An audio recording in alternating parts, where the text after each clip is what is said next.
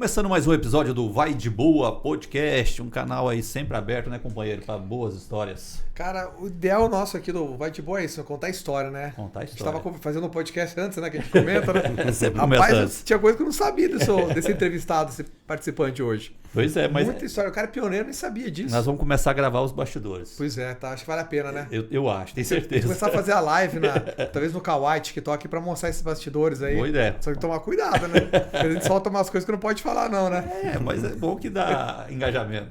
Então, beleza. A gente tá aqui com o Marco Antônio Monteiro, hoje empresário, né? Meu ex-patrão, com muito orgulho. Marco, seja bem-vindo ao Vai de Boa Podcast. Vamos bater um bom papo aqui com a gente, né? Legal, é um prazer enorme aí. Eu agradeço o convite de vocês e estou à disposição para a gente bater um papo aí, contar um pouco da minha história. Né? Legal, vai ter muita coisa. O cara veio de São Paulo, trabalhou no Sebrae, Senac, Sesc e hoje é empresário no ramo de forneria e pizzaria, né, Marco? É, isso. Forneria e pizzaria paulistana. Beleza, vamos conversar daqui a pouquinho, né? Pois é, paulistano, mas com origem no Tocantins, né? Pois é. A gente vai falar tudo isso daqui a pouquinho, né? Daqui a pouquinho. Só você que está acompanhando a gente aí no nosso canal no YouTube, se inscreve no canal, ativa o sininho para receber os cortes. A gente também está no Kawaii, TikTok, Instagram, Facebook e Spotify. Um vídeo, hein? Segue a gente aí. Vai de Boa Podcast. É isso aí. E vamos entrar agora no nosso parceiro aí? Bora falar do nosso parceiro aí. A gente tá... O Azeitona Gastrobar é parceiro aqui do Vai de Boa Podcast. Então você que quer um espaço descontraído, moderno e cheio de boas vibrações, o Azeitona Gastrobar e o Azeitona JK são perfeitos para reunir os amigos, aproveitar uma gastronomia de primeira e experimentar drinks especiais. Seja no happy hour, ouvindo uma boa música ao vivo ou simplesmente para curtir aquela resenha, os melhores lugares de Palmas são o Azeitona Gastrobar e o Azeitona JK. Quer uma comida boa, bons drinks e boas histórias? Vai de Azeitona Gastrobar ou Azeitona JK, que é sucesso garantido. Só lembrando que o Azeitona Gastrobar fica ali na antiga pista do aeroporto e o Azeitona JK, claro, na Avenida JK. Segue eles nas redes sociais aí no Instagram, @Azeitona Gastrobar e Azeitona JK. É isso aí. A panelinha deles é boa, Marco. Já comeu lá? Eu acho que eu já fui lá, já. Os caras são fera. E tem uma cerveja gelada lá Nossa, também. opa. Mas hoje o assunto é outro, né? Vai ser pizza, né? Marco, agora conta um pouquinho dessa história. Você é de São Paulo, né? Isso, eu nasci em São Paulo, capital, no bairro do Ipiranga, lá perto do Museu do Ipiranga. Olha. E só que hoje mais da metade da minha vida já sou tocantinense, né? Mais da metade. Então eu nasci e morei em São Paulo até os 23 anos. Eu comecei a trabalhar cedo, entrei no banco com 14 anos, né? Carteira assinada, aquela época não era menor aprendiz, era CLT pura mesmo. Aí entrei de office boy com 14 anos e fui trabalhando, subindo de cargo dentro do banco, fazendo carreira e cheguei até o cargo de gerente adjunto, né? Foi quando eu mudei, né, de São Paulo aqui pro Tocantins, bem no comecinho. Ô Marco, agora, antigamente, né, Marcelo, a gente fala muito do office boy, né? Hoje não se ouve tanto, né? Explica pra galera que tá acompanhando nas redes sociais o que era um office boy. Porque era importante a figura office boy. Tanto que até os pais falavam assim, não, começa com office boy, depois você vai crescer lá no banco, na empresa e tal. O que você fazia? Tem música para office boy, Exatamente. O office boy, né? Naquela época, quando eu comecei a trabalhar, que foi em 1979, tinha muito office boy na maioria das empresas. Mas no banco que eu entrei para trabalhar, era um nome mais chique, mas era a mesma coisa, era contínuo, o cargo, né? Então, faz tudo. Ele leva mensagens de um funcionário para outro, ele também sai na rua para resolver questões para os funcionários mais graduados ou resolver alguma coisa do banco. Faz tudo, só não trabalha assim com limpeza e tal, mas o resto faz de tudo, né? Faz tudo mesmo. Eu lembro que o meu primeiro serviço, naquela época o banco não era, assim, vamos dizer, 30% era informatizado. E me colocaram num setor lá para arquivar talão de cheques, né? Eu acho que tinha assim, uns 30 metros de arquivos. E eu passei uns meses arquivando talão de cheque, né? Caramba. De cheque. Mas logo depois o gerente geral da agência, né? Que era uma das maiores agências do Bradesco em São Paulo, ele me chamou e eu ficava de pé o dia inteiro, assim, ao lado dele, e ele passava o dia me dando o serviço. Ó, leva isso aqui, faz isso ali, vai na rua, resolve tal coisa e tal. Aí eu fui aprendendo a trabalhar. E tinha muito cheque sem fundo, Marcos? Tinha. Acontecia muito... o cliente que dava... A maioria usava cheque, né? Talão de cheque. Então, acontecia muito de manhã, em determinado horário, aquele cliente que tinha passado um cheque que não tinha saldo na conta, né? Não tinha fundo. Então, ele corria lá para conversar com algum dos gerentes e... Vamos supor, era, por exemplo, 10 horas da manhã. Não, pelo amor de Deus, paga esse cheque. E o gerente com a listagem na mão via lá que faltava tantos reais, né? Então ficava no risco do gerente de pagar ou não aquele cheque. Pagava ou devolvia o cheque, né? Tinha demais. Aí conforme a gente ia subindo de cargo, né? Então a gente fazia cursos e tal, e a turma do banco ensinava assim, ó, se você vê que você tem que falar não para um cliente e ele tá te convencendo e tal, mas no fundo você quer falar não porque vai dar problema, você pede licença, vai lá no banheiro, lava o rosto, pega a coragem, volta lá e fala, olha, eu não vou pagar o cheque, o senhor me desculpa. Simples assim, né? Pois é, né? Hoje em dia nem cheque tem mais, né? Existe, mas não... Essa geração nova nem sabe o que é cheque, nem cheque sem fundo, então muito menos. E os próprios gerentes dos bancos aí, a autonomia deles está no sistema, né? O que eles podem autorizar ou não, o sistema é que diz o A única coisa que pode acho fazer. que não mudou nesses anos tudo é a questão de meta, né? Que continua tendo que bater meta. Né? Trabalho em banco não é brinquedo, não. Né? Foi um dos motivos, essa meta que eu mudei de vida, né? Mudei de região, que mudei de São Paulo aqui para o norte de Goiás. Né? Eu me lembro que tinha uma época que era assim, você só podia pegar 2 talões de cheque por mês. No terceiro você pagava uma taxa, porque era impressa. Cara, era... Daí você fala, então, vou viajar, vou precisar de mais cheque. Não tem. Aí, dependendo da conta, era 20, dependendo da conta, era 30 folhas, né? Hoje em dia, por exemplo, o comércio, ele não tem praticamente inadimplência, né? Porque tudo paga com cartão ou Pix. Ninguém hoje emite um cheque, né? Mas antigamente o comércio recebia, sei lá, 80% dos pagamentos em cheque. Então tinha muito cheque devolvido, né? E eu me lembro que para você ter o cheque, você tinha que ter saldo médio. Então, você tinha tantos dias do mês, você tinha que ter dinheiro na conta. Senão você não tinha direito a cheque, né? Quem movimentava pouco, né? Exatamente. Não era fácil não, viu? Marco, mas você estava falando aqui, a gente estava conversando antes de entrar no ar, você falou assim, que o teu pai é daqui de Taquaraçu Grande, né? Como é que é essa história? Então, como é que eu vim parar aqui, né? O meu pai nasceu... se meu pai tivesse vivo hoje, ele teria uns 98 anos, vamos supor.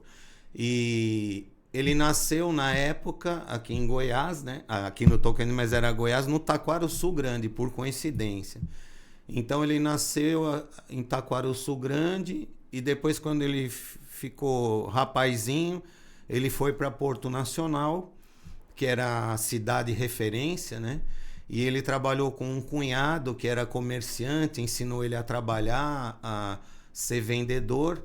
E aí, com 18 anos, meu pai foi para São Paulo trabalhar como representante comercial. Aí ele conheceu minha mãe, que nasceu em São Paulo, né? Mas é de uma família espanhola, né? A minha avó nasceu na Espanha. A minha mãe tinha irmãs que nasceram na Espanha. E aí eles vieram embora, outros irmãos nasceram em São Paulo, né? Então eles casaram e eu sempre tive vontade de conhecer a região, a terra do meu pai, né? As origens e tal. E quando eu tinha 7 anos, o meu pai faleceu de acidente de carro lá em São Paulo, capital, né? Mas eu fiquei com aquilo na cabeça e comecei a trabalhar cedo. E a primeira férias que eu tirei, que foi em 1980, no mês de julho eu vim passear. Eu tinha 15 anos, eu vim passear em Porto Nacional para conhecer a família do meu pai, né? E a gente se comunicava por carta mesmo, via correios, né? E aí eu vim em julho, porque eles falavam que tinha aquela praia maravilhosa, que era... Porto Real. Era Porto Real, a ilha, né? É. Maravilhosa e tal. E aí eu vim, na época, com a minha mãe e a minha irmã, de ônibus, né? O ônibus de São Paulo até Goiânia. Tinha parente também por parte de pai em Goiânia, que a gente se hospedava lá uns 2 dias. Depois pegava outro ônibus, o Transbrasiliana, né? E não tinha ar-condicionado, né? E chegava lá em Porto Nacional. Mas foi muito legal que quando eu cheguei em Porto Nacional, meus primos, que eu não conhecia, assim, foram buscar a gente na rodoviária e tal, e a gente tinha muitos primos da mesma idade, então a gente passava 30 dias nessa praia, nas festas à noite, né? Até nessa fase aí que eu aprendi a dançar forró, né? Aprendeu na marra, mano. A única coisa que eu não fiz até hoje é comer piqui, porque eu não gosto. Mas eu já sou um legítimo tocantinense. Mas e como que foi? Aí você veio no início do estado, você já veio em definitivo. Então eu já tinha uns 10 anos que eu trabalhava no banco, né? Aquela vida corrida e tal. Naquela época eu já tinha concluído a faculdade e tal. Mas aquela época o trânsito já era muito grande em São Paulo, né? Para você ir trabalhar, você ficava 1 hora dirigindo, depois mais 1h30 para voltar. Então, pensei na qualidade de vida, aquela correria do trabalho em banco, né? Que eu comecei cedo. Foi quando criou o estado do Tocantins, né? Lá em 15 de outubro de 88. E aí a minha família conversou comigo, a minha família daqui, e me apresentaram. Eu vim para cá e eu consegui um trabalho importante no governo do Tocantins, né? No estado. Uma empresa, né? Uma estatal do novo governo do Tocantins. Então ficou tudo certo aqui. Eu voltei lá, fiz um acerto no banco e vim embora de mudança, né? Foi assim foi um choque, né, para minha família. Minha família era grande lá em São Paulo e ninguém imaginava que aconteceria isso, mas aí eu vim, né? E aí logo em fevereiro de 1989, em Miracema, capital provisória, eu já estava morando lá em Miracema, do Tocantins, né, que era a Miracema do Norte. E poucos meses depois, eu digo a gente porque tinha centenas de servidores públicos e tal que viajavam de Miracema para Palmas, né? Então, toda manhãzinha, bem cedo, tinha vários ônibus do governo e atravessava a balsa de Miracema para Tocantinha, e aquela viagem toda em estrada de chão, né? Estrada de terra, com aquelas pontezinhas de madeira que os ônibus passavam assim. Aí chegavam vários ônibus aqui em Palmas, bem no comecinho, e a maioria dessas pessoas trabalhavam naquela região onde fica, por exemplo, a Receita Federal, o Ministério Público Estadual, Correios, né? Eu trabalhava num galpão assim de madeirite, né? Mas ainda bem que tinha ar-condicionado. E a gente almoçava onde é o Correios, hoje era o Bandejão. Quase todo mundo almoçava lá, né? Marcos, agora como que foi essa adaptação? Porque você está falando de São Paulo, já tinha trânsito. Então tinha trânsito, tinha asfalto, água encanada. E frio tudo, também, né? E frio. Aí você vem para um local que está construindo tudo, né? Você falou... Eu me lembro das pessoas falaram, não conheci, mas que tinha média de 30 pontes de Tocantins até Palmas. Sim, e por muitas vezes aqueles ônibus, eles tinham que, em determinado ponto da viagem, voltar porque tinha estragado uma ponte de madeira. Aí eles tinham que arrumar de um dia para o outro a ponte de madeira. Assim. Era impressionante. Essa adaptação, calor, poeira, assim, totalmente diferente de São Paulo. É totalmente diferente, né? São Paulo uma selva de pedra e tal, e aqui tinha, né, essa fauna e flora maravilhosa aqui do Tocantins. Mas era calor, não dá para eu explicar que em Palmas, no comecinho, o tanto de mosquito que tinha. Tinha um lance do Se mosquito você que eu saía esqueci. para fora do ar-condicionado, tinha uma nuvem de mosquitinho em volta da cabeça, assim. Caramba. Mas aí eu vi o desenvolvimento de Palmas, assim, sendo asfaltada, assim, a água, instalação de água, de energia elétrica. E também, como eu trabalhava no governo, eu era do segundo escalão, eu fui um dos primeiros moradores de Palmas, né? Mudando de Miracema para Palmas. O governo me cedeu, né? No final a gente ficou pagando. Eu recebi uma casa na Arce 72, que é a 706 Sul. Uhum. Eu fui um dos primeiros moradores ali. A minha casa, eu olhava em direção à serra, não tinha nada na frente. Parecia que eu morava numa fazenda, sabe? Tinha até lobo-guará. Aí eu dei um jeito de murar a casa e eu comprei um Doberman. Aí ficou bom. Ficou bom. Aí eu trabalhava em Palmas. Porque não era só trabalhador que tinha em Palmas nessa época também, não, né? Não.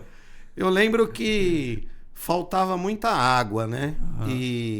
E aí eu comprei 2 caixas d'água de 1.000 litros, interliguei e eu fiz um buraquinho no muro assim. Então de vez em quando eu pagava para um caminhão-pipa, né?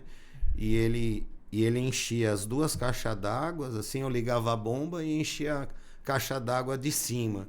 Então eu não ficava sem água, sabe? Marco, agora por causa disso você recebeu o título de pioneiro, né? Aqui da... Eu tenho um atestado de pioneiro do Tocantins, né? Com muito orgulho, né?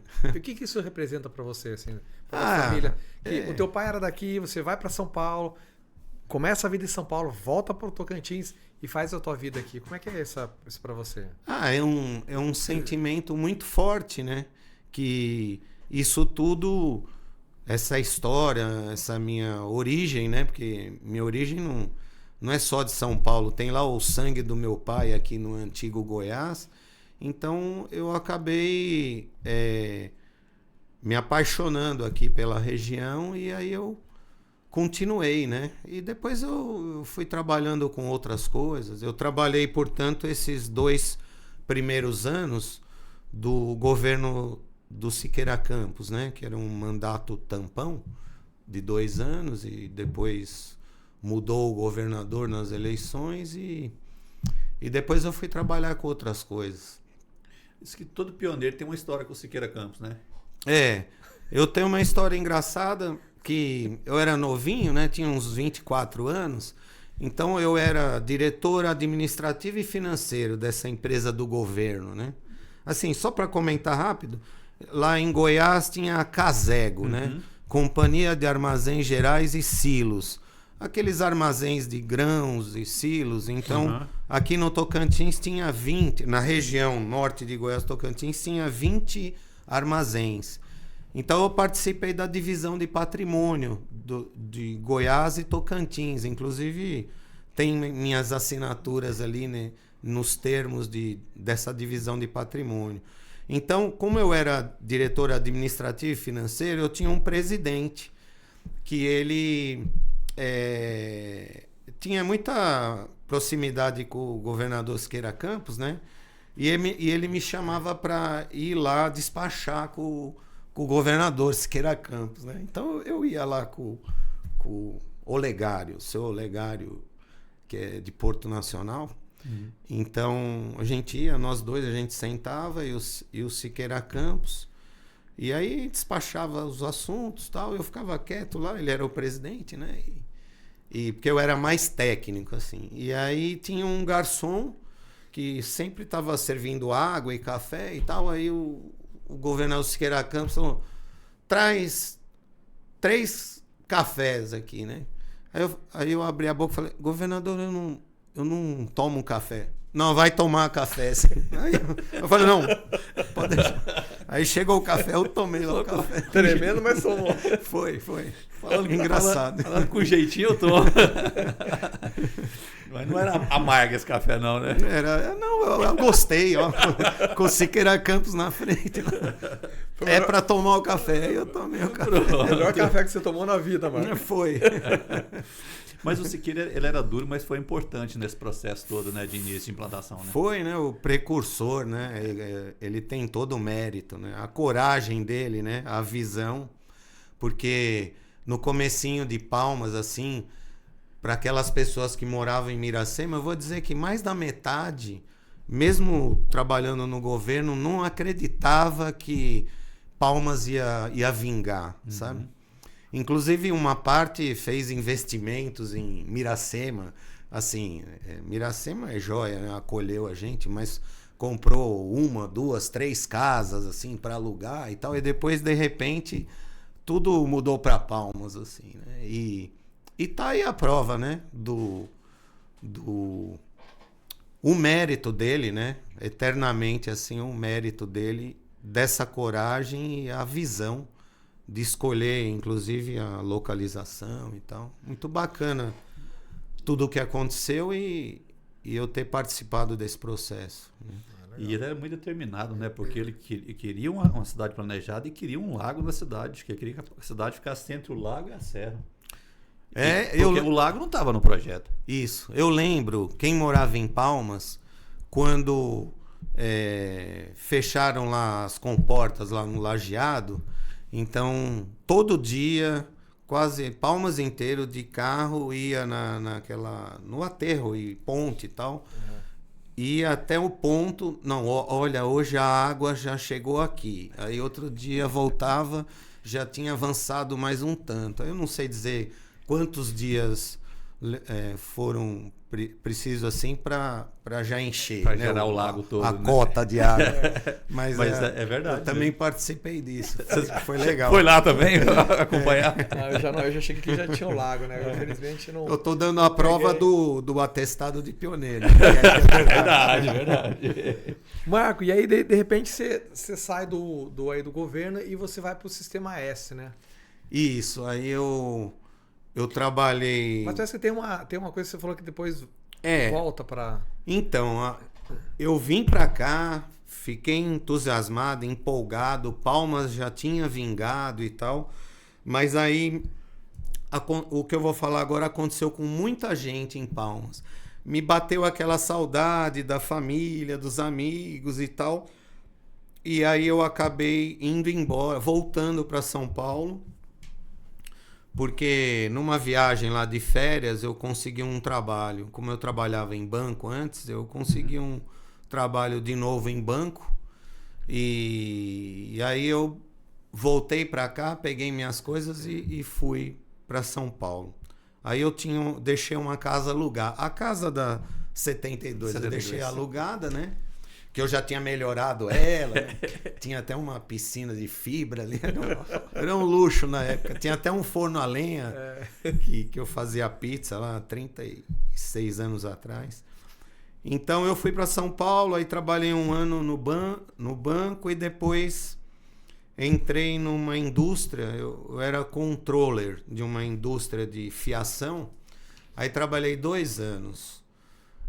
E aí eu tava numa festa ali de família e tal, aí me deu um negócio diferente, me deu, sabe, eu não sou feliz aqui em São Paulo, a verdade é que eu quero ir embora lá pro Tocantins. Aí eu fiquei apertando lá o morador, o inquilino, né? Aí deu certo, ele saiu da casa e eu vim embora para cá, né? Quando eu vim embora para cá, eu tinha conseguido um trabalho, eu era gerente de uma construtora, sabe? Então, na época, eu ia conversar com o prefeito da época sobre o pagamento das medições e tal. Eu era gerente, eu não era dono, né? Uhum. E aí, às vezes atrasava essas medições, o meu salário atrasava nessa empresa e tal. Aí um dia eu estava... Hoje é onde é o quarteto do Palmas Shopping, né? Lá embaixo estava tendo uma feira, um negócio de exposição lá e empresas e tal, estandes, né? E aí eu estava andando lá, conhecendo, e eu vi um stand lá do Senac, que eu nem sabia direito o que era, né? Aí eu parei para conversar e uma senhora conversou comigo na época, a dona Terezinha, ela já até morreu, ela era gerente de formação profissional. E aí a gente bateu um papo, ela falou de onde que eu era e tal, o que eu tinha estudado, onde que eu tinha trabalhado e tal. Ela falou, vai lá conversar comigo. Era um final de semana, vai lá semana que vem conversar comigo, né? Eu falei, eu vou, muito obrigado e tal. Aí eu fui lá, deixei o currículo, né? Assim, não passou nem uma semana, ela me ligou, falou assim, olha, tem um curso aí em andamento, tá pela metade, e o instrutor vai embora, né? O instrutor, ele quer ir embora de Palmas, e isso era uma sexta-feira, nunca esqueço. Ela falou assim, você começa a segunda. Mas é curso do quê e tal? Ela falou, era de departamento pessoal, sabe, o curso. Eu não entendia muito, eu era formado em administração, contabilidade, mas para eu entrar numa sala de aula, né, a maioria dos alunos eram funcionários de escritório de contabilidade, né? Uhum. Mas eu precisava, né? Eu tinha filhos e tal, pequeno, Aí ela me deu uma apostila na mão, falou, estuda e vem dar aula, segunda-feira à noite. Aí eu passei numa livraria, eu comprei 2 livros, e aí eu fiquei estudando o final de semana, e aí na segunda noite eu encarei lá a sala de aula, a primeira vez na vida. Aí expliquei lá, conversei com os alunos, eu falei, olha, eu vou ficar bom nisso daqui, é questão de dias e tal. Foi legal, foi um desafio, porque durante o processo tinha muitas dúvidas à noite e eu ia muito ao Ministério do Trabalho tirar dúvida com os auditores e tal. Aí na noite seguinte eu trazia a explicação e tal. Aí foi legal, aí eu fui pegando o jeito. Aí eu trabalhei 7 anos no Senac, né? Eu fui instrutor de vários cursos, e em uma época eu era o gestor lá do setor de educação à distância. Então eu fui nesse caminho assim de um primeiro pé no Sistema S, né? E aí, nos últimos 2 anos lá do Senac, eu também trabalhava para o Sebrae. Eu era consultor e instrutor da área financeira, né? E então viajava muito pelo interior. Perrengue para viajar também, né? Diz que não tinha nem hotel em algumas localidades, né? Eu lembro que uma vez eu fui, se eu não me engano, em Palmeirópolis, saía da Belém Brasília e pegava a estrada de terra, de chão, né? Ainda uso esse termo, estrada de chão, e eu tinha um Fiat Uno, mas era novinho, sabe? Na estrada, de repente, assim, em viagem, o maior bicho que eu vi na minha frente era um tamanduá, acho que ele tinha uns 2,5 metros de tamanduá bandeira. Eu freiei o carro, ele passou andando assim, eu continuei.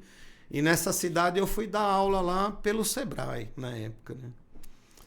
Então foi legal demais, aprendi muito. Essas 2 instituições, o Senac e o Sebrae, me proporcionaram muitos muito aprendizado e muitos cursos que eu fiz, até fora, né? Foi quando o Sesc me convidou para trabalhar lá, né? Para ser diretor. O Marco, no Sebrae você trabalhou com a Ana Maria? Com a minha sogra? Não, quando eu entrei lá... Não, sim, um pedacinho com ela. Que ela era superintendente. Isso. Eu lembro. Depois trocou o superintendente, né? E é isso. Aí eu lembro que eu estava em Araguaína, dentro da sala de aula do Sebrae, quando me ligaram, me chamando, me convidando para eu assumir a direção do Sesc na época, né? Isso foi em 2001. Aí eu tive que continuar lá mais uns 4 dias em Araguaína, porque era o começo do curso, né? Durava uns 4 dias. Aí eu vim embora para Palmas, aí conversei e aí eu passei a trabalhar no Sesc e aí tive que largar o Senac e o Sebrae. Foi a Cecília que te convidou, né? A Cecília, que era a diretora regional do Senac, que eu trabalhava muito perto dela, né? Ela acompanhava meu trabalho, ela que me indicou pro Sesc, né? E aí eu comecei em 2001 e lá fiquei por 23 anos. É muito tempo. Tem 1 ano e meio que eu saí do Sesc. E o Sesc já era naquela estrutura mais moderna ou era aqui no centro ainda?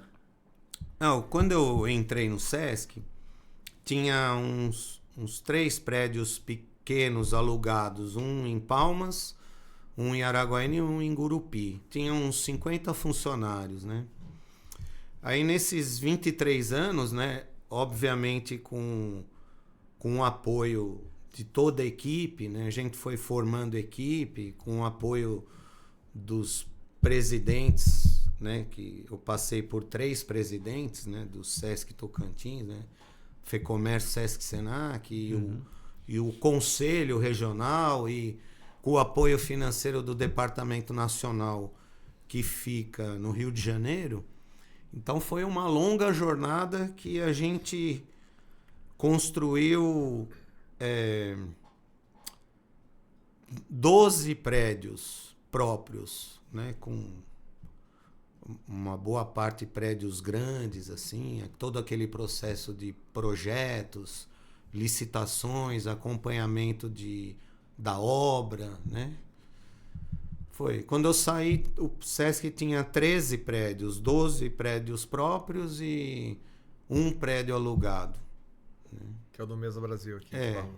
E ficou muita coisa aprovada, né? Assim, tinha aprovação financeira já da matriz do Sesc, que é o Departamento Nacional, a ser construída, né? Outras obras. Assim. O Marco, o que mais te marcou no Sesc, assim, como diretor?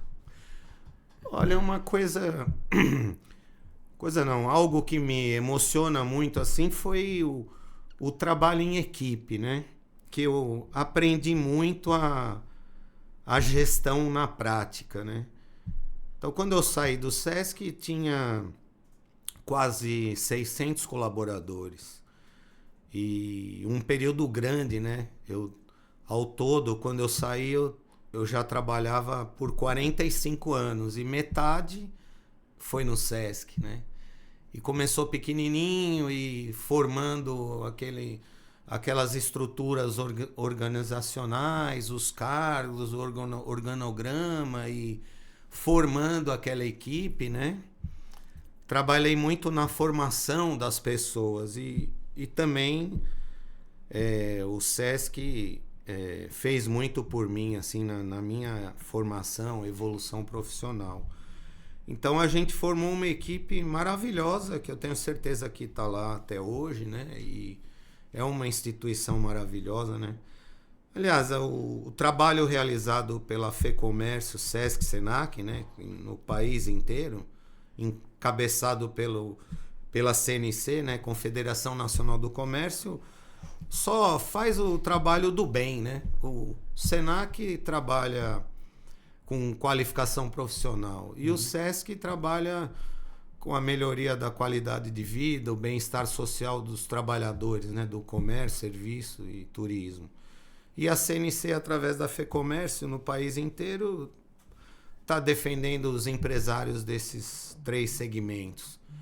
Então, é muito nobre, né? Faz bem para o coração você trabalhar em instituição que lá na ponta, a área fim, atende os clientes e só faz o bem para os clientes, né? Então, porque tem muita gente que não sabe, né, o que o Sesc faz, né? Ou fala muito do Sesc, mas não sabe que ali tem escola lá dentro, né? Tem a área da saúde, cultura, educação, né? Falando esporte, né? É muito grande, né? Milhares de clientes e milhares de alunos em diversas escolas, de diversas idades, né? E pessoas praticando esporte e ficando bem de saúde, aprendendo. É legal. Mas aí chegou num ponto assim que eu queria fazer algo diferente, né? Aí a idade vai chegando, assim, eu fiquei de olho nisso para eu poder ter uma energia de ainda saúde e energia para poder fazer outra coisa, né?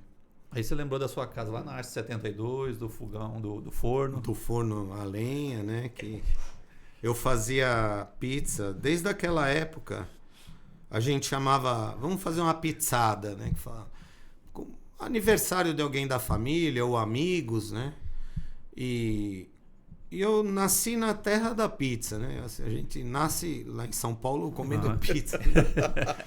Eu lembro que eu era criança, tinha vontade de comer pizza, minha mãe ia na cozinha e fazia uma pizza para mim. Então, mas naquela época, o começo de Palmas, tinha uns amigos que também eram de São Paulo, assim, nem todos, mas um grupo de pessoas que tinha forno a lenha em suas residências e a gente às vezes encontrava na casa de um, de outro e fazia esse negócio legal, né? Colocava a lenha ali, fazia pizza artesanal e tomava uma cervejinha gelada, né? Bom demais. Aí eu saí do Sesc e fiquei uns meses descansando e tal. E aí eu pela minha trajetória de trabalho, eu não conseguia mais ficar parado, né? Eu precisava fazer alguma coisa, né? Mas você não tinha noção, quando você saiu do Sesc, você não tinha noção que você abria a forneria? Não, que eu ia abrir a pizzaria, não. Eu falei, não, eu vou ficar um tempo descansando e tal, e pensando, e aí me deu vontade de abrir um negócio, né? E me deu vontade de abrir a pizzaria. Ô, Vitor, coloca a imagem, tem uma imagem do Marco lá na pizzaria pra gente dar uma olhadinha, o Marco vai comentar essa nova vida dele aí. Como é que é o nome da pizzaria, Marco? Que legal. Forneria e Pizzaria Paulistana. Coloquei esse nome paulistana, né? Porque eu vim lá de São Paulo, da capital, e forneria porque assim, eu fiz questão de que fosse no forno a lenha, né? A pizza assada no forno a lenha. Então, a gente assim, usa os ingredientes assim, da melhor qualidade. E eu tenho na minha cabeça há 36 anos, mais ou menos, a receita dessa massa, né? E você que faz a massa, Marco? A máquina, né? Não, mas você usa os ingredientes, lógico, né? Mas... Desculpa a brincadeira. Mas antes de abrir, eu fui em São Paulo, eu fiz um curso lá de 4 dias. Legal. Eu aprendi muita coisa, né? Porque quando eu fazia a pizza era por hobby, né? E como eu ia abrir um negócio, aí eu aprendi muita coisa. Até comprei uns equipamentos que eu usei lá no curso. Então, foi importante. Então, mas você que é o pizzaiolo? Então, nós abrimos lá a pizzaria tem 6 meses só, né? E aí eu ensinei a turma lá do zero, né? O meu filho trabalha comigo, ele, desde o começo, né? Ele tem 29 anos, eu eu ensinei tudo para ele. Aí ensinei também o forneiro que pilota o forno a lenha, né? Uhum. E é o dia a dia. A gente também aprende muito, né? É muito diferente ser... Mesmo que eu trabalhava numa instituição lá que tinha 600 colaboradores, é diferente você abrir um negócio próprio, né? E aí, cada dia é um desafio, né? Aquela sensação do empreendedor, né? E Marco, como é que a questão dos sabores, como é que você definiu a quantidade de sabores que você ia vender? Eu fiz lá um cardápio, assim, não exagerado em variedades de pizza, né? Deve ter lá, sei lá, umas 25 pizzas diferentes, assim. As principais, né? Que as pessoas mais gostam. E aí a gente fez esse cardápio e também, obviamente, antes de abrir as portas, nós internamente fizemos por algumas vezes as pizzas, chamamos a família, os amigos, né? E aí a gente testou e viu que deu certo. A gente começou mais tranquilo porque eu queria ter certeza, assim, de manter a qualidade e o tempo, né, de produção da pizza. Porque não adianta você explodir em marketing e tal e depois as pessoas ficam esperando 1 hora para sair uma pizza. Então... Esses 6 meses, praticamente, eles foram muito importantes nesse aspecto, né? Então, hoje, assim, a gente... todo mês você vende um pouco a mais. Aquelas pessoas... Muita gente conhecida, né? Que vai lá ver a gente e come a pizza e gosta e volta. As pessoas das quadras vizinhas, né? Que gostam desse tipo de pizza, né? Porque tem pizzas diferentes em Palmas. Todas são boas e tal, mas uma pizza feita no forno a lenha, uma massa leve e tal. Então, essa é a característica da nossa pizzaria, né? Uma pizzaria é uma pizza artesanal e com ingredientes de melhor qualidade e assada num forno a lenha ali de pelo menos uns 370 graus ali que você assa a pizza. Agora, o que muda no sabor do forno a lenha para o forno a gás e elétrico? É assim, o nome que se dá de você assar uma pizza chama cocção, né? Então, eu aprendi isso no curso que eu fui fazer em São Paulo. Foi o primeiro dia lá, uma aula teórica. Foi um comparativo, assim, dos fornos, né? Uhum. O forno a lenha, o forno de esteira, que tem muito aqui, a maioria. Você coloca a pizza crua de um lado, aí depois de tantos minutos ela sai assada. O forno elétrico e tal. E sem dúvida, a melhor forma de você assar a pizza, uma pizza é em um forno a lenha, né? Pela distribuição do calor que acontece lá dentro, né? Então ela é assada assim muito rápida e por igual e atinge ela toda, né? Porque geralmente você vai comer uma pizza naquela parte do meio assim, ela tá meia crua e tal, e quando você coloca no forno a lenha, ela fica por igual assim, né? Crocante. Agora, o tamanho do forno, ele também ele pode modificar alguma coisa ou não, Marco? Tem um tamanho específico, por exemplo, para... Por exemplo, esse forno, ele é de pizzaria mesmo, ele é profissional, né? Diferente daqueles outros, eram menores, assim, mas esses você pode, por exemplo, colocar 3 pizzas de uma vez, né? Mas o forno...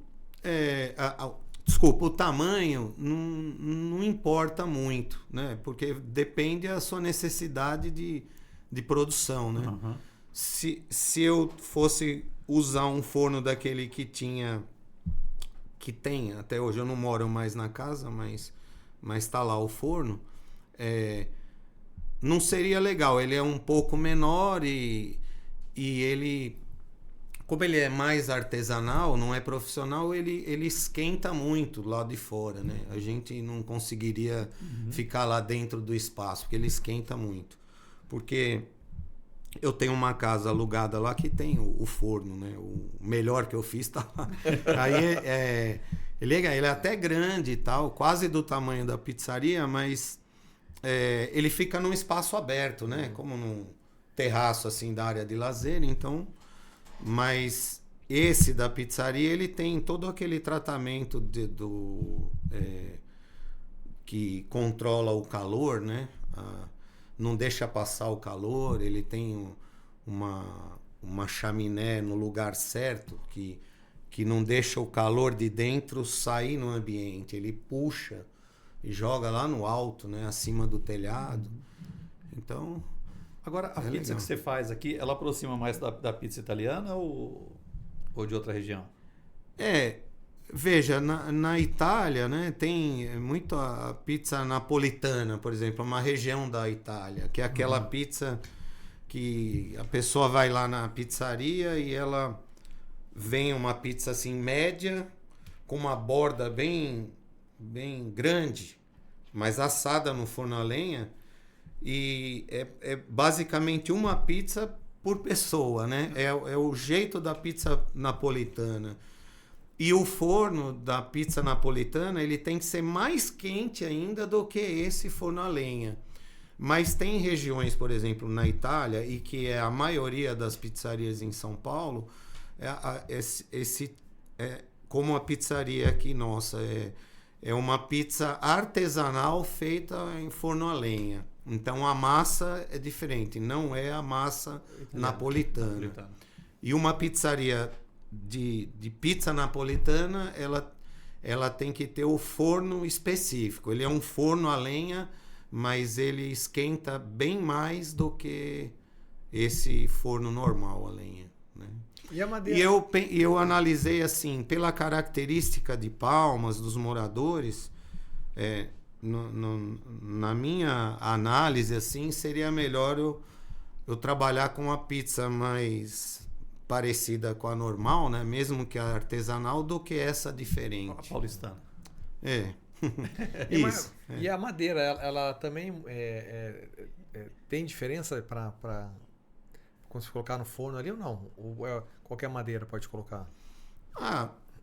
Eu tenho uns fornecedores de lenha, né? Então... Assim, antes de responder isso, vamos supor, se você vai começar a vender pizza, produzir pizza 18h30, um exemplo, você tem que acender o forno às 16h30, pelo menos 2 horas antes, né? Que ele demora para esquentar, mas depois que ele esquenta é igual um caminhão na descida, né? Mas aqui é uma facilidade, né? No cerrado, assim... Muitas lenhas, madeiras assim são boas, apropriadas para esse uso. Tem lenha, por exemplo, que ela é espetacular para fogo, né? Tem um cerne assim muito forte que acaba atrapalhando, sabe? Ela parece uma gasolina, sai muita fumaça e tal. Então a gente já testou alguns tipos de lenha. Então a mais comum é a melhor, porque você, por exemplo, de meia em meia hora vai colocando um pedaço de lenha e vai mantendo o forno naquela temperatura, né? É interessante, né? Agora, o italiano, ele meio zangado com o negócio de ketchup em pizza, né? Pois é. Eu ia perguntar isso também. Pois é. O meu negócio é vender, né? Então, na mesa lá tem azeite e tem ketchup... maionese, mostarda e pimenta. Pronto, pimenta também. E as pessoas gostam, né? Gostam. Então, eu acho que ketchup combina demais com pizza. Então, mas é normal aqui, né? Até alguns tipos de pizza, assim, o recheio da região aqui, né? Que as pessoas gostam muito. Por exemplo, pizza de carne de sol com banana da terra. Então vende muito. E ela é muito gostosa, né? Mas em São Paulo, capital, é difícil achar, né? Tem pizza de frango com requeijão cremoso, mas também tem a tradicional de calabresa, mussarela, né? E portuguesa e por aí vai, né? As portuguesas é uma delícia. E os clientes aqui, né? Palmas, que tem gente que veio Misturou, de todo né? lugar, né? E muita gente também viaja e conhece outros gostos, assim. Então, tem muita gente que gosta, né? Sim. Tanto os daqui quanto os que vieram de fora. E você faz a doce lá também? Nós fazemos também, né? Califórnia? Não, nós fazemos uns 3 tipos de pizza doce, assim. Ela tem menos procura por pizza doce, mas a gente vende também. A pizza doce, ela demora, assim, no forno a lenha, ela demora quase o triplo do tempo de você fazer uma pizza salgada normal. Então não dá para fazer mista. Não dá para fazer meia... Pelo menos na nossa pizzaria não. Mas acho que eu nunca vi. A gente nunca vi. não conseguiu fazer meia doce e meia salgada, né? Porque uma pizza doce, a maioria delas você tem que pré-assar a massa, aí depois você coloca o recheio. Tem tipo de recheio que ele, por exemplo, o chocolate, ele já vai derretido. Você preenche, né? Que nesse caso você derrete o chocolate no micro-ondas, né? Mas se ela for meia chocolate e meia banana com chocolate branco e tal, aí ela entra no forno 2 vezes e por último vem um recheio quente, né? Mas a pizza normal salgada, ela vai inteira, né? Crua, vamos dizer. A massa, o molho, o recheio, ela entra ali, tem uma espátula, né? A gente usa espátula italiana mesmo. Uma para enfornar, que ela serve para pegar a pizza no balcão pronta, crua, né? Uhum. E colocar dentro do forno, né? Que é essa pá é de alumínio.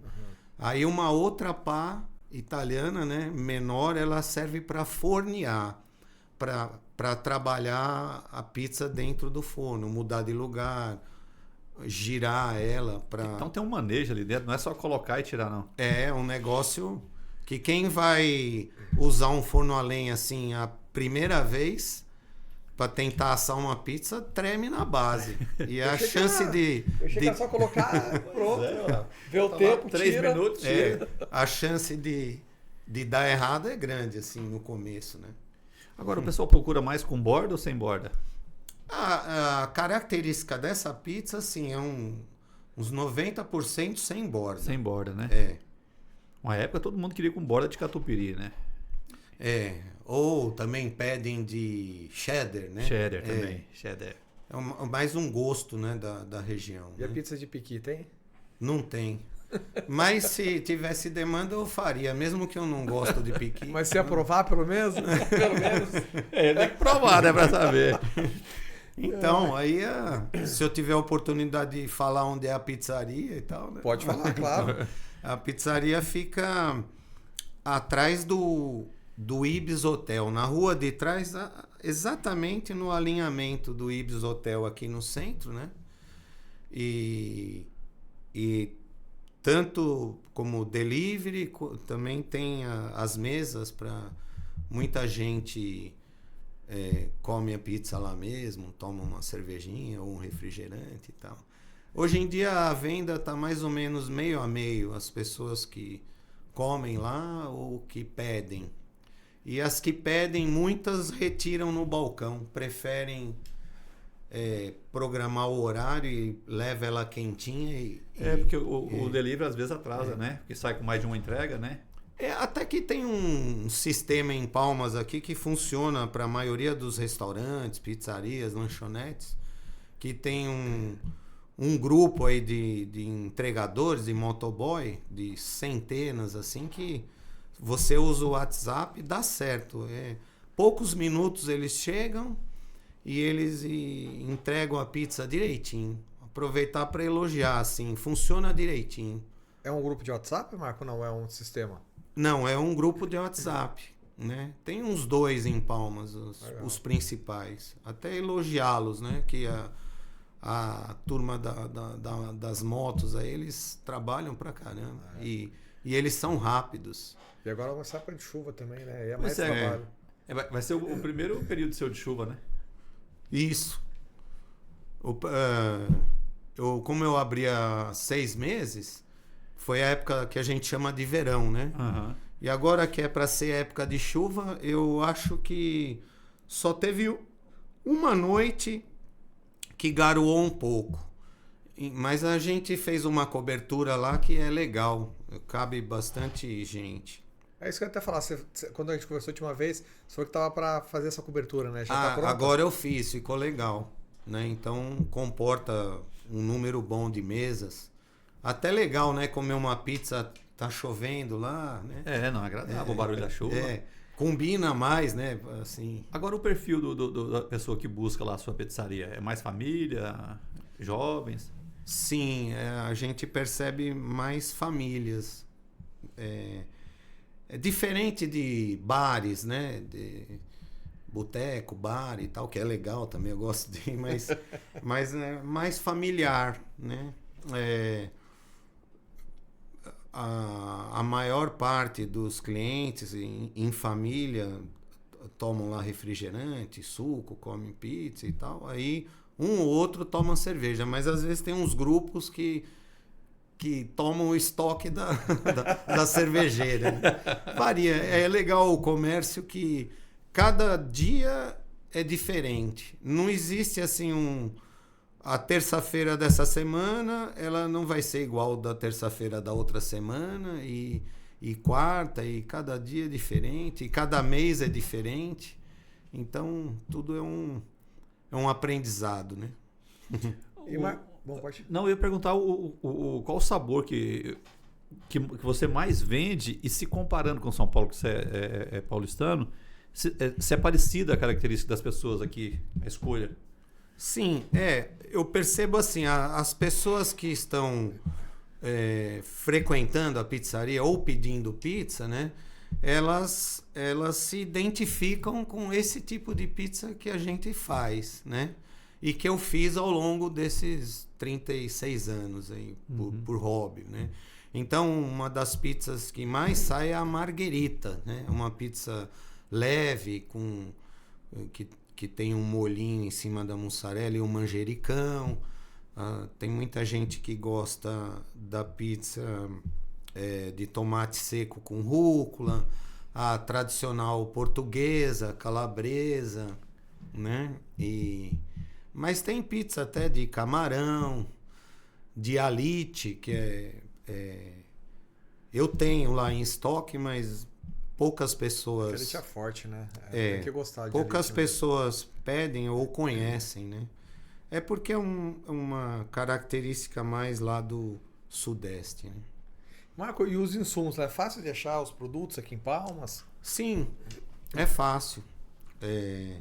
Esses grandes supermercados têm bons produtos, né? Ou atacadistas aqui, a gente consegue comprar tudo, né? Tudo, assim, a maior parte é tudo natural, né? Por exemplo, o molho não tem um pingo de água, é natural mesmo do tomate, tipo italiano. E a gente consegue farinha de boa qualidade e tal. Agora, mas é tranquilo isso. Qual que é a pizza mais difícil, que dá mais trabalho para fazer? Por exemplo, você falou da carne de sol, né? A carne de sol é desfiada ou... É porque, por exemplo, a calabresa, né? Uma pizzaria tem uma máquina processadora de alimentos. Então, você compra mussarela em barra, por exemplo, calabresa, o presunto grandão. Então, aquela máquina, ela já prepara esses ingredientes, né? Os cortes do tamanho certo e tal, e você guarda na geladeira apropriada e usa, né? Então, isso é mais fácil. Agora, por exemplo, um recheio de carne de sol... você tem que a pessoa que trabalha na cozinha, então ela dá mais trabalho, ela fica lá 1 ou 2 noites trabalhando nesse recheio, né? Panela de pressão, aí depois desfia, Então, até o armazenamento, né? Então, dá mais trabalho um pouco. Por exemplo, o frango também, né? Que é um processo parecido. E não dá para não servir, né? Porque sempre alguém tá pedindo, né? E elas são gostosas, né? Vende muito. Assim, a carne de sol, o Tocantins tem, né? Tem tradição em carne de sol, né? Você vai a paçoca de arraias. Exato. E é no pilão, né? Paçoca de arraia é feita no pilão. Isso. Aí você vai aqui no Cabana do Lago, a carne de sol também é referência. Essa semana aconteceu algo bem diferente, assim. É comum a gente receber hóspedes do hotel, que é lá de frente, né? Não tem 30 metros lá. E comem pizza, né? Eles estão em viagem, a maioria vem para trabalhar ou passear no Jalapão, então é muito comum. Mas aconteceu essa semana passada algo interessante. Tinha uma mesa lá com umas 4 pessoas e tinha um senhor que ele não era do Brasil, assim, né? E acho que foi no Jalapão. E aí eles pediram uma pizza de carne de sol, né? Com banana da terra. E ele gostou tanto que pediu uma inteira, né? Geralmente as pizzas a pessoa pede meia de uma coisa, meia de outra. 90%, 10% é uma pizza única, né? De um sabor só. E depois eles pediram de novo outra pizza inteira de tanto que ele gostou, que nunca tinha comido aquilo na vida. Legal. Entende? Assim, foi interessante. A gente percebeu na hora, né? Porque, por exemplo, você vai na pizzaria com a família... Você pede a tradicional, né? Uma variedade, né? E assim, até porque a pessoa quer experimentar o novo, né? Então aí experimentou, gostou, isso é bom demais, né? Aqui em Porto Nacional tem uma conveniência lá que ele faz a coxinha com carne de sol. Pois é. É muito bom. É uma delícia. Muito né? bom. É diferente, né? É diferente. Do que um recheio normal de carne. Mas eu não comentei em comer também. Eu adoro coxinha. O Marco, eu me lembro quando eu fui te visitar lá na pizzaria, aliás, muito boa, recomendo. Eu falei pra você, e aí, já tá pensando em ampliar? Como é que tá? Porque eu falei, você tá no começo, daqui a pouco vai ficar pequeno. Porque o espaço lá é aconchegante, mas ele não é um espaço muito grande ainda, né? Eu acredito no teu sucesso, acho que um dia você vai acabar mudando de lá. Já tá nesse processo? Ou já tá faltando mais forno? Como é que tá? Não, ainda não. Ficou bem aconchegante agora com a cobertura que foi feita, porque a calçada é bem grande, né? Então mudou bastante assim o visual e eu penso também a sensação do cliente lá na pizzaria. Então, como a gente está no começo ainda, né? E ficou um ambiente bem aconchegante, a gente preza muito assim pela qualidade, pelo atendimento, e esse crescimento, se Deus quiser, ele vem e vem no tempo certo, né? Então a gente tá tranquilo por enquanto, sim. Legal. Agora a pizza tem até um dia da pizza, não tem? O dia que mais vende é domingo, né? Não, eu falo um dia de comemorar o dia da pizza. Ah, sim, o dia, acho que mundial da pizza. Tem o dia mundial da pizza e tem no Brasil também um dia, acho que é 10 de julho, se eu não me engano. É muito forte isso. O bairro que eu nasci lá em São Paulo, que é o Ipiranga, é vizinho da Moca, né? O bairro da Moca, até hoje eu não perdi o sotaque, né? Porque é muito forte o sotaque do paulistano lá do bairro da Moca, né? Fala cantando e tal. E a gente lá era vizinho e mesmo que eu moro aqui, acho que de tempo de vida, uns 65% já é de Tocantins, né? Do Tocantins. Mas eu não consegui perder o sotaque totalmente. Eu me lembro, Marco, que a gente foi uma vez para São Paulo e se me lembra uma esfirra ali perto da Avenida Paulista. Cara, aquela esfirra, delícia. Acho que tem uns 100 anos aquele ponto, aquele local famoso da esfirra. Eu não lembro como é que é o nome daquele lugar lá, mas... É um nome Bíblia, de origem árabe, assim, de geração, né? De família lá, e tá lá até hoje.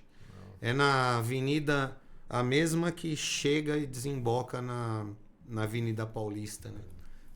Uma boa É caminhada. um ponto ali de quando vai em São Paulo comer aquela esfirra lá, né? Que é muito tradicional. Levar as Marias lá. Agora, pizza é bom de todo jeito, né? Inclusive fria, né? Nossa, a Pizza do maioria, café da manhã. a maioria das pessoas, eu acho que não teve um cliente que sobrou 2, 3 pedaços que não levou, né? Porque coloca na geladeira e tem gente que come frio, é uma delícia de Eu manhã. adoro frio. Eu levo, guardo para comer frio no dia seguinte. Quando acorda assim, lembra, tem uma pizza lá, dá uma alegria. Né? Ainda mais que eu tomo umas no Mas dia anterior, né? o povo tá numa onda aí de comida light, não quer engordar tal. Já tem a pizza mais leve? Essas, como eu citei aqui, por exemplo, a marguerita é uma pizza leve, né? A tomate seco com rúcula, tem principalmente essas duas, né? Tem a de mussarela, que é só mussarela, é bem tradicional em São Paulo, e tem algumas pessoas que pedem aqui.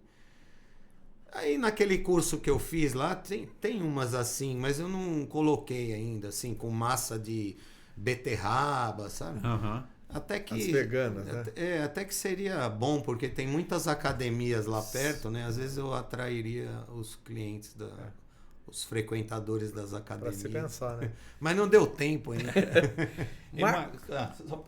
Acho que você falou o Renato perguntou da pizza de piqui, né? Eu acho que é uma coisa para se pensar. E a do Chambari também, né? Pois é, uma boa ideia do Chambari. Olha que o Chambari está ganhando uma dimensão tão grande. É uma boa ideia do Chambari. Não vou demorar para fazer os estudos, ali, os testes. É porque o piqui é mais complicado. O Chambari dá pra fazer. O Chambari vai aproximar da carne de sol, né? Que ele vai ficar também... Assim... Mas tem que ver só a composição se também eu esqueci boa, de né? dizer, né? Assim, essa pizzaria é bem familiar, porque alguns dias da semana... por exemplo, minha filha trabalha durante a semana e ela, de sábado e domingo à noite, ela ajuda lá no caixa e tal. A minha esposa também ajuda. O meu filho trabalha diretão comigo, né? E então é um ambiente assim familiar e também tem lá os colaboradores, né? E a gente vai bolando novidades aos poucos, né? O gerente tá lá ainda? Tá lá. Não queimou nenhuma pizza ainda? Não, é impossível não acontecer isso. De vez em quando acontece, né? Porque é normal, né? Na dinâmica, né? Às vezes você coloca uma pizza, vai fazer outra coisa, porque você tem assim uns 2 minutos para voltar e girar a pizza, né? E acontece às vezes de esquecer a pizza. Ih, agora já foi. Mas tem coisas engraçadas que acontecem assim, né? Eu perdi o raciocínio, mas a dinâmica do negócio, a gente trabalha a maioria do tempo assim, rindo, brincando um com o outro e tal. Eu penso que os clientes lá que ficam perto, eles percebem, né, que é um ambiente familiar, tem muita brincadeira saudável, assim, e a gente fala alto, né, coisa da família. Então, todo mundo lá fora deve escutar as nossas conversas de correria, né? Marcos, agora vocês marcam um dia para a família comer pizza ou come todos os dias? Porque antes vocês programavam, né? Vamos juntar os amigos, vamos fazer uma pizza. Agora tem pizza todos os dias. Por exemplo, toda noite a gente faz lá 1 ou 2 pizzas para quem trabalha lá dentro, né? Até para nós mesmos. Né? E aí tem dia que a turma come lá as 2 pizzas e tem dia que não come nada, porque enjoa, né? Às vezes a gente combina lá, faz um arroz, ou um macarrão, ou alguém pede um espetinho na esquina, então vai levando, né?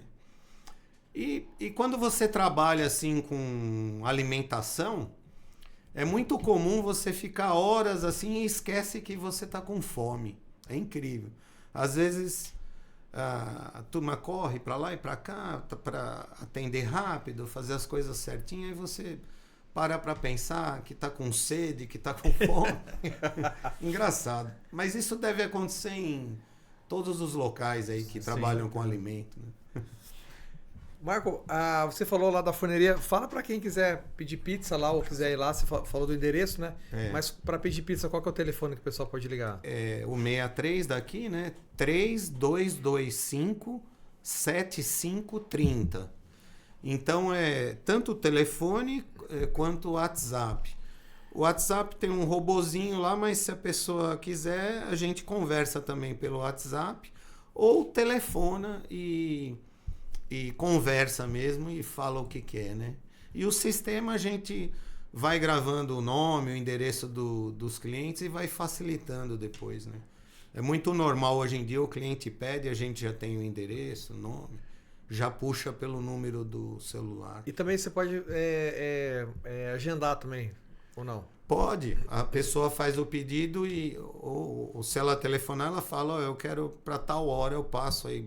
Ou o motoboy entrega, ou também programa para ir lá comer, né? No local.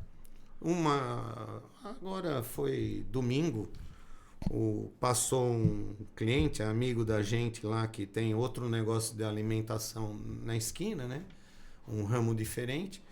E falou, 9h10 da noite eu queria que ficasse pronto aqui as 3 pizzas que nós vamos chegar 9h10. Aí a gente programou e fez certinho lá e eles chegaram lá umas 4, 5 mesas e comeram lá com a pizza certo. No tempo certo. Agora, Marcos, eu vou falar como consumidor, né? E como que vocês encaram isso? O povo chega, você tem os ingredientes da pizza, aí o cara, eu quero uma calabresa, mas eu quero que você tire a cebola, eu quero que você tire tal coisa. É de boa, porque não interfere, eu digo assim, analisando pela composição, você pensou naquele sabor com aqueles ingredientes. Quando você começa a tirar, ele vai perder um pouco disso, não vai?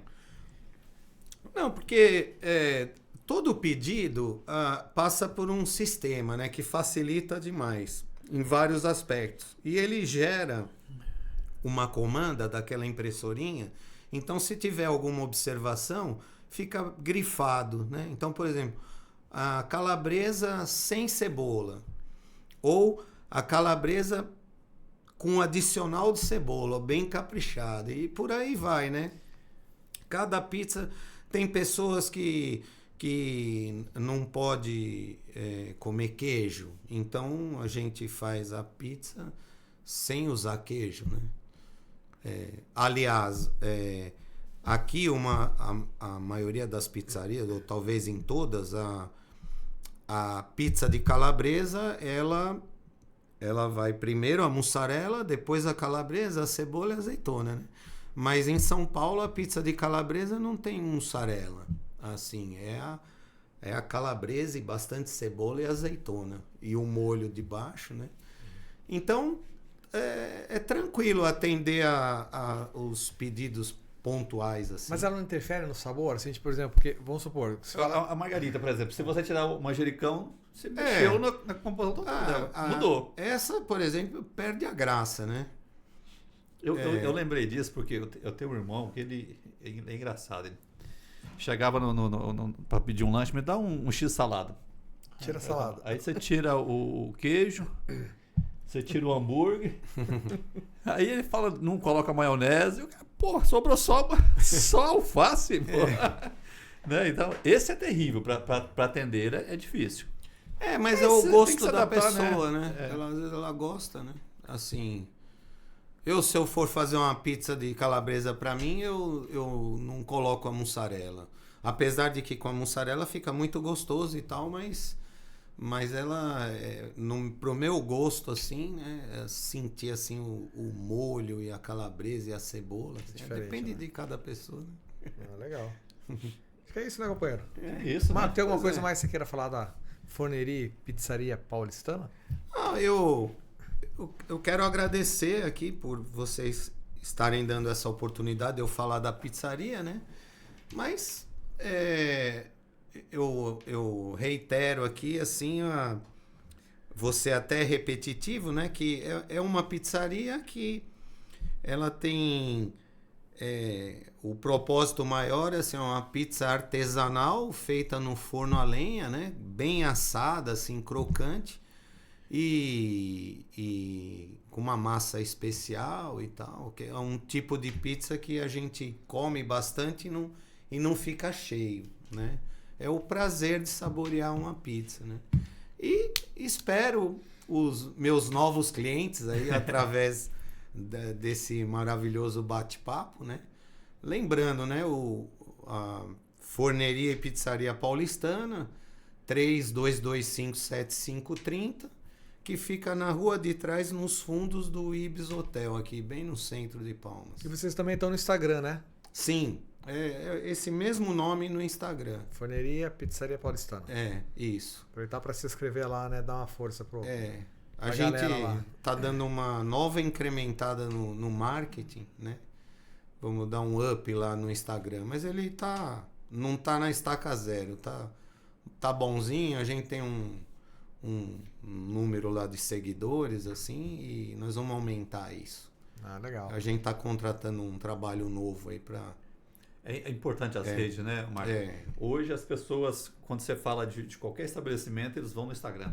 Exato. De imediato. Exato. Para ter certeza, né, se é mesmo aquilo que estão dizendo, né? Isso. E a avaliação no Google também, isso é muito importante, né? Verdade. Porque quando você pergunta, né, vai no Google e faz uma pesquisa, as pessoas buscam lá essas avaliações, né, para ver se é bom mesmo, se não é. Principalmente o pessoal que vem de fora, né? Verdade. Beleza. Marco, obrigado pela tua presença aqui no Vai de Boa Podcast. Só antes de terminar, quero que só você olhe para a câmera ali e falar, vai de boa, para você, o que é vai de boa? Eu agradeço aí essa oportunidade. Antes de falar o... Mas a gente vai encerrar, a gente vai te dar a oportunidade. Não, vai de boa, eu quero dizer que a gente precisa encontrar os caminhos de ter uma vida feliz, né? De procurar fazer as coisas que a gente gosta. A gente sabe que não é fácil essa vida do brasileiro, né? Mas procurar curtir a vida, fazer coisas que gosto, aquelas que você olha para trás e o que é que cada um lembra quando olha para trás, né? São viagens, o bate-papo com os amigos, as gargalhadas, a família, né? O filho, as coisas boas da vida, né? E a simplicidade que tem na vida, a simplicidade que também é uma característica aqui do Tocantins, né? Esses rios, esses acampamentos, as coisas boas da vida. É isso, assim. É simples o que eu tenho para falar nesse aspecto aí. Beleza, Marco. A gente agradece. Joia. Obrigado por ter vindo, obrigado por ter aceito aí o convite de participar. Eu sei que estava corrido para você, mas hoje a gente conseguiu trazer você aqui. Então, obrigado pela oportunidade de conversar com você. Eu agradeço demais também essa oportunidade. Eu estava meio assim enferrujado, né? Já tem um ano e meio assim que até que eu falava bastante em público e tal, mas legal essa oportunidade e também de vê-lo novamente, né? O colega aqui também que trabalha há décadas na mesma instituição, né? Uhum.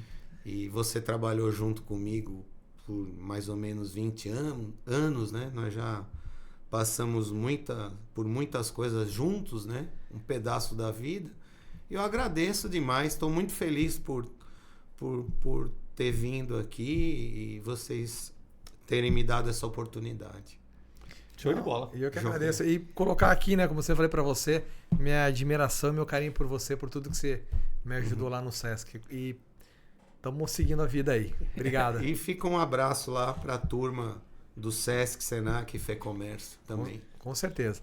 Gente, só para encerrar então, né? Vamos convidar você que está assistindo aí no YouTube. Se inscreve no canal, ativa o sininho. A gente também está no Kawaii, TikTok, Spotify, Instagram e também no Facebook. É isso. É isso. Quinta-feira que vem estamos aí. Até mais. Gente, obrigado. Tchau, tchau. Obrigado.